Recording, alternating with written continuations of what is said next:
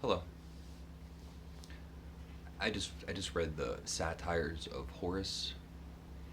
I read it on the recommendation of Steve Donahue. He did a great, convincing uh, video on Horace. I'm gonna leave a link to his video. It's well worth watching if you haven't already. And I loved it. These satires were such a joy, such a pleasure to read. It it feels like you're having a conversation with a person, a fascinating, interesting, opinionated, talkative person, and it's so the feeling is so immediate.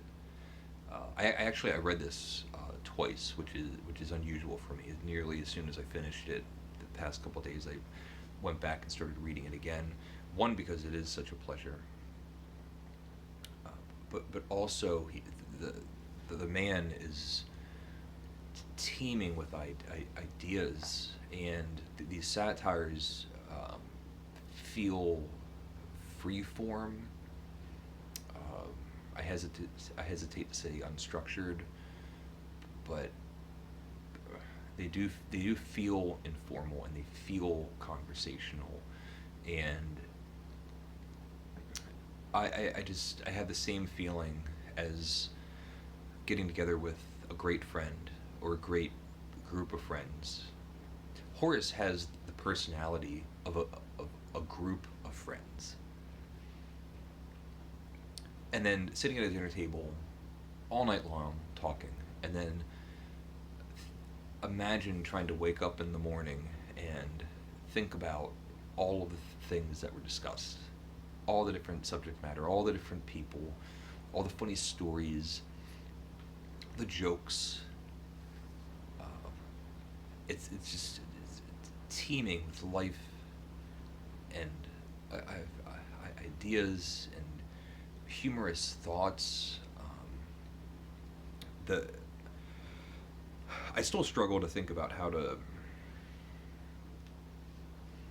explain what a satire is. It's a unique genre, um,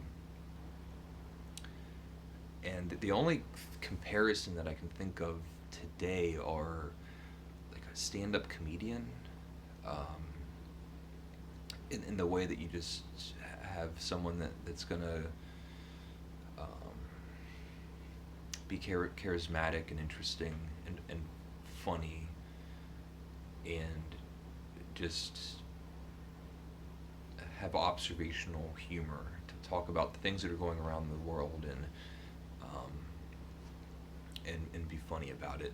The key difference between any stand-up comedian that I can think of and Horace is that um, when Horace is setting up these humor pieces or jokes or the funny stories that he's telling you, it really feels like instead of leading up to a punchline, instead Horace wants to be instructional. So the ethics in this book, the way that he can just have cutting commentary on the behavior of people or whole systems or government, and have it be this really enjoyable conversation that you might laugh throughout.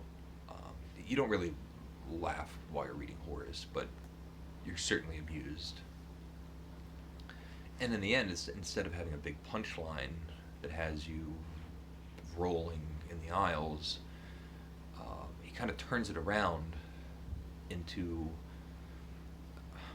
something relatively profound, thoughtful, and meaningful.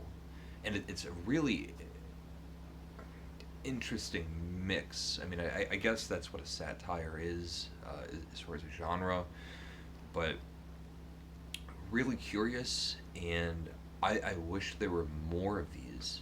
I mean, by Horace, sure, but just in general, like to think about how old this is, and to think uh,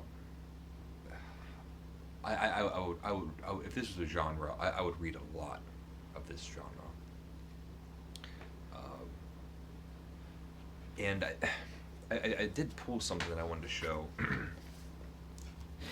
This is Marcus. I pulled a passage of Marcus Aurelius, and I want to read it quickly, and then read you a passage of Horace to show a comparison.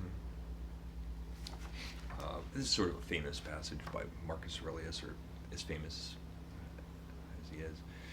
When you wake up in the morning, tell yourself, the people I deal with today will be meddling, ungrateful, arrogant, dishonest, jealous, and surly. They are like this because they can't tell good from evil. And then Marcus Aurelius goes on. So it's this instructional passage telling you how you're going to be interacting with people in a very frank way. And then here's Horace. Let me see. Hopefully I can find it very quickly. But when you're dealing with a friend, we should imitate a father's treatment of a son and not show disgust at any defect he might have. If a boy is cross-eyed, his father describes him as having a cast. And if a man has a son who's embarrassingly stunted, like the midget Sisyphus in early days, he calls him a wee chick. Another, with crooked legs, receives the pet name Pigeon Toes, while the boy whose deformed ankles can barely support him becomes Raw Bones. And it goes on and on and on, but he's essentially making the same point about how people are different. And your judgment of people and how they behave doesn't need to affect how you behave.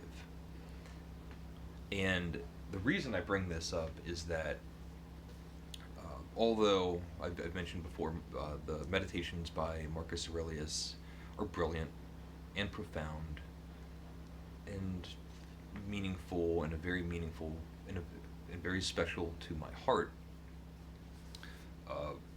Reading Horace has so many of the ethical kind of ideas that are in Marcus Aurelius and that really interest me, but unlike Marcus Aurelius, I would love to be in the same room at a dinner table with Horace. He just seems like a likable, gregarious, garrulous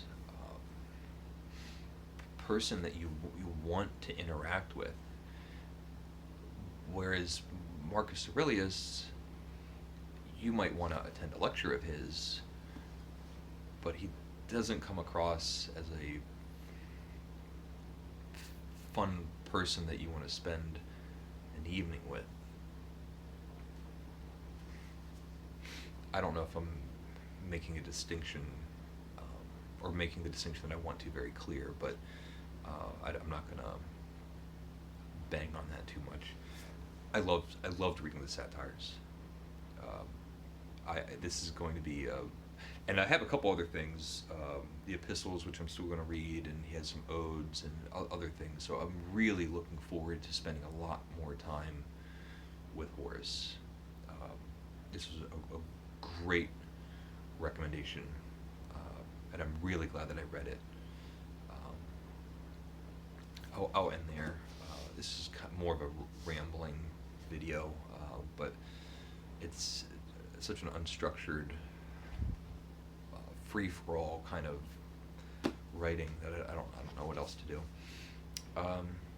So that's it. Leave a comment if you would like. Thank you for watching.